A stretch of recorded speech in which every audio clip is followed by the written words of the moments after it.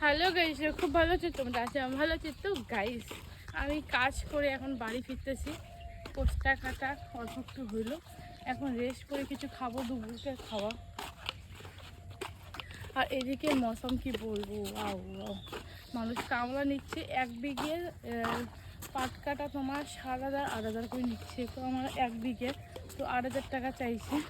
তো আমার বাবাকে বলেছি দরকার নেই বাপু, আমরা মাও বেটি করে নেব, 5 দিন লাগুক 10 দিন লাগুক আস্তে আস্তে করে নেব। বন্ধ বন্ধ।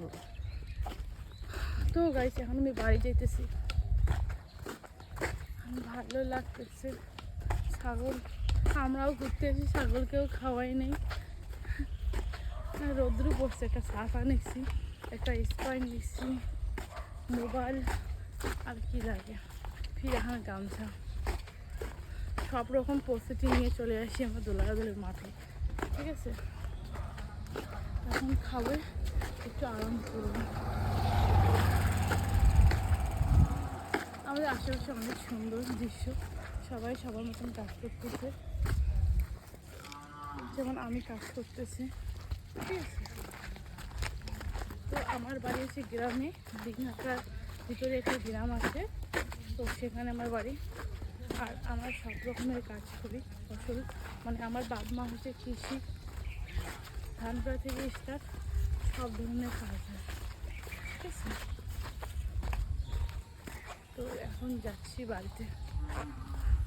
এখন আর স্নান করবো না, জামা প্যান্ট চেঞ্জ করে একটু বাতাস খাওয়ার পরে আবার 4টার দিকে চলে যাবো, 7টার সময় চলে আসবো।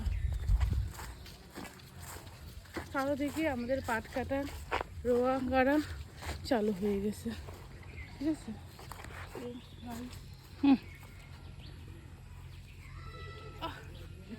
না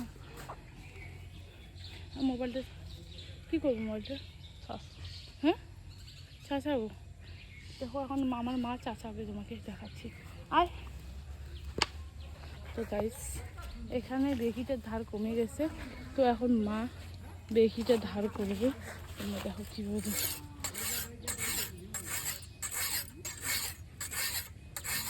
আর ওদিকে কামড়ারা কাজ করতেছে দোলাবাড়িতে, আর ওদিকে কুলপিয়েলা আছে টুন। আর এগুলো হচ্ছে আমাদের ঘরের ছাগল, আমাদের বাড়িতে 4টা ছাগল আছে। ঠিক আছে, 3টা মেয়ে 1টা ছেলে সব থেকে। আর দেখো কীভাবে ধার করে পাট কাটার জন্য আমাদের এটা দরকার। আর এই এলাকাটা আমাদের অনেক সুন্দর, যত দেখাবো তত। আর সব থেকে সে আমাদের বাড়ির সামনে যে একটা সেগুন গাছ এলাকা আছে, দেখো এই পুরো গাছটা দেখো, ওয়াও না? এখানে এসে ভিডিও শ্যুট করা, ফটো ওঠার জন্য ঠিক আছে, এখানে আমার খুব ভালো লাগে। তো গাইস, তোমাদের ভিডিওটা ভালো লাগে লাইক কমেন্ট শেয়ার করবে, আর বাই বাই।